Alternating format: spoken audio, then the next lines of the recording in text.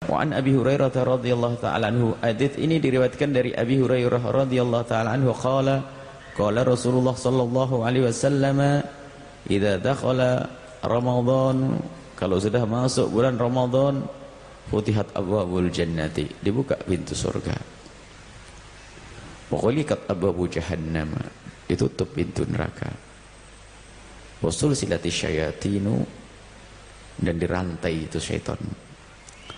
Bentar lagi kita masuk bulan Ramadan.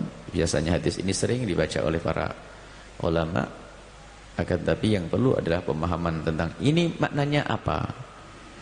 Dibuka pintu surga itu artinya apa? Menuju surga di bulan Ramadan begitu mudahnya, dari pahala yang berlipat ganda. Kemudian dibuat oleh Allah suasana itu bagi ahli iman, suasana ibadah, mau tidak mau. Bagi ahli surga, kullun muyassarun lima khuliqalah.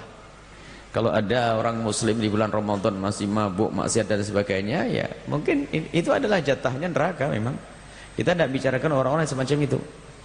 Tetapi bagi siapapun yang ada keinsyafan di dalam hatinya dan iman yang sesungguhnya, iman yang benar kepada Allah Subhanahu wa taala, maka akan digiring mau tidak mau kalau masuk ke bulan Ramadan untuk melakukan kemuliaan dan kebaikan. Tidak bisa tidak, karena pintu surga dibuka. Maka yang pengen melihat ahli surga itu adalah lihat ada perubahan tidak di saat memasuki bulan Ramadan. Jika di bulan Ramadan semakin ganas kejahatannya, semakin brutal perilakunya, maka pintu surga bukan untuk dia. Jadi Imam Qurtubi menjelaskan tentang pintu surga dibuka ini adalah untuk melihat tanda-tanda ini. Biarpun kita tidak bisa memastikan, wah ini ahli neraka, bukan. Agar kita itu melihat tanda diri kita sendiri, kalau di bulan Ramadan kita itu termasuk rombongan orang yang kayak apa sih. Jadi kalau memang dirimu adalah ahli surga, lihat, Ramadan akan kau sambut dengan kegembiraan. Dan engkau akan berbaur dengan orang-orang yang menuju surga di bulan Ramadan. Mulai meningkatkan ibadah, puasa, taraweh, sedekah, kebaikan-kebaikan, membaca Al-Quran. Secara otomatis, mau tidak mau ke bawah. Yang pelit pun tiba-tiba bersedekah di hari itu, insya Allah tanda ahli surga. Yang jarang baca Al-Quran, baca Quran, dan suasana seperti itu. Itulah dimaksud pintu surga dibuka, itu adalah dimudahkan bagi ahli surga untuk memasukinya. Dimudahkan bagi orang-orang yang beriman untuk menuju surga. Kemudian pintu neraka ditutup. Pintu neraka ditutup, subhanallah. Kalau sudah memang orang susah bermaksiat bagi orang-orang pilihan Allah di bulan Ramadan. Susah bermaksiat, lingkungannya lingkungan ibadah.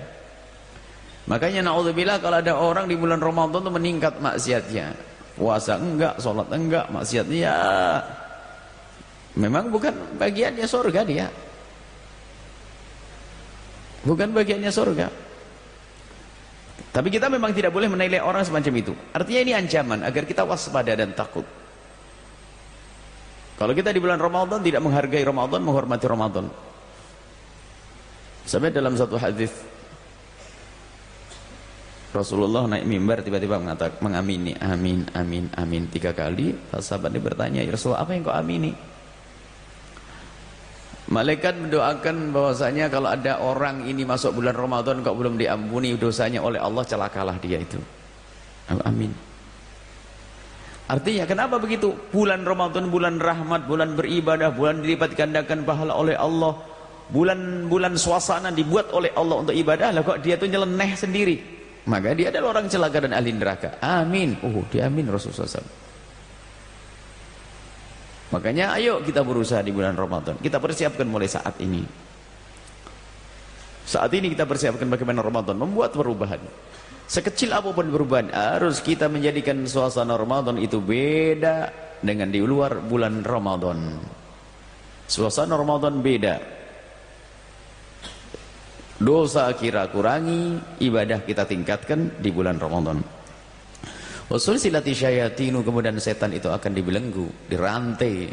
Makna dirantai setan itu bagaimana? Banyak para ulama mengatakan bahwasanya dirantai secara sesungguhnya. Nah, tapi kok masih ada orang maksiat? Oh, enggak, itu Yang menjadikan dia maksiat adalah hawa nafsu yang ada di dalam dirinya yang sudah dilatih oleh setan dulu sebelum Ramadan. Yang itu biasa menuruti hawa nafsunya. Sehingga kita ini ternyata yang menjadikan kita rusak bukan setan saja. Yang lebih kejam lagi adalah hawa nafsu. Sampai dikatakan akhbath min sab'ina syaitana. Lebih kejam, keji daripada 70 syaitan hawa nafsu yang ada di dalam dirimu. Dalam bahasa lain, kalau musuh di dalam selimut itu paling susah. Dia selalu berhujjah itu. Kalau sudah musuh di dalam diri kita sendiri, hawa nafsu kita. Innan nafsal ammaratun bisu.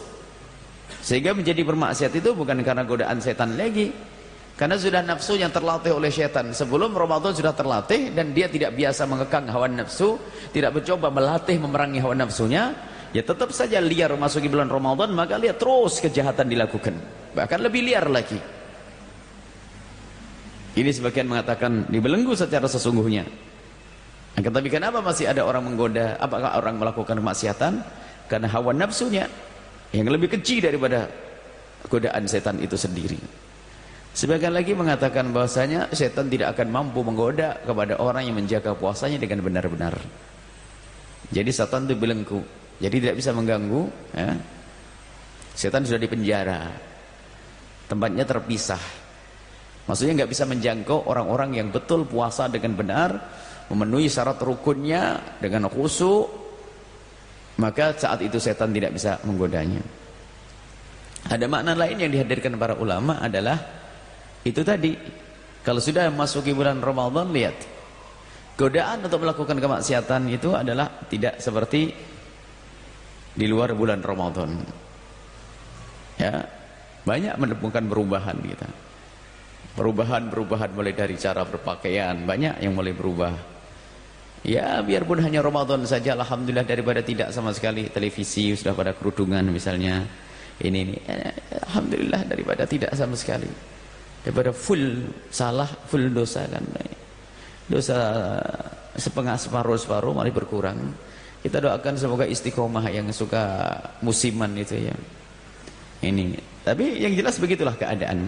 Itulah para ulama menjelaskan tentang apa yang dimaksud dengan syaitan itu dibelenggu. Baik, apapun bentuknya.